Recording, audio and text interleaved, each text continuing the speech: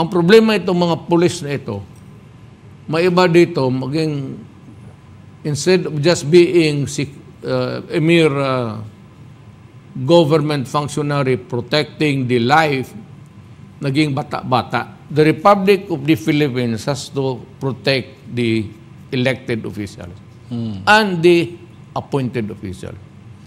Ang problema itong mga pulis na ito, maiba dito, maging, instead of just being a mere government functionary protecting the life, naging bata-bata.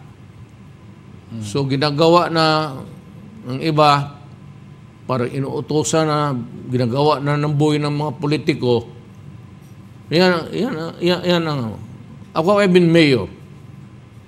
Niwala akong inutusan dyan minsan ng isang pulis ko na magbili ng sigarilyo. Nandyan lang siya, paglabas ko sa bahay, nandyan sila. You can ask any policeman in this city. Pero itong iba kasi nagpapagamit at nagpapakaloko.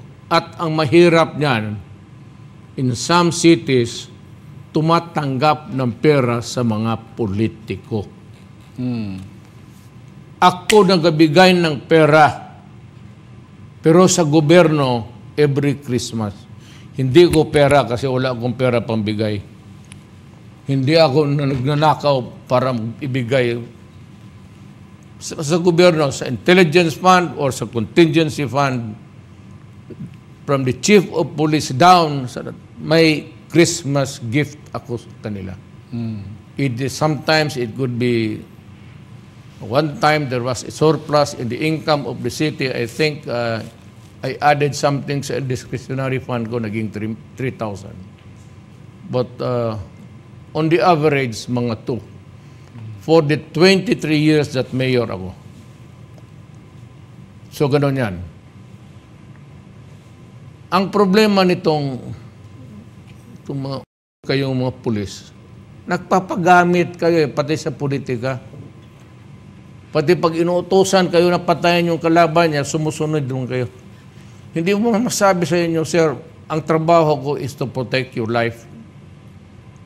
If that is the limit or the parameters of my job, I will die for you, protecting your life. But kung utosan mo ako sa mga illegal na bagay, lalo na sa droga, ipagbili ko para kumita ka, para kumita tayong lahat, from the chief of police down to the last patrolman ng syudad na. Yun ang... May maraming politiko dyan sa Bungiro, nandyan, Luzon, sa Kuweting. Tumatanggap kayo eh. You are compromised, actually. And sometimes, if you have to go further, it's really the fault of the Filipino voter. For electing idiots to serve in government. Malaking influensya ang politiko, mayor. Oo. Kaya ganun. Kaya pag bata-bata utusan mo, hanggang ka lang. Ba't kung ano yung kinakain ko, kinakain mo? When I was mayor, pag niyaya ako ng isang wherever, would tell them na may security akong dala. Eh kung alangan yung oras, kung may oras pa, sabihin ko, kumain na muna kayo. Pero yung alangan yung oras, maghabol ka from 4 o'clock, 6 to 7, sabihin ko doon sa nag-invite sa akin, na alam mo, pwede bang you have to add another kunti to pakainin ko yung mga security ko.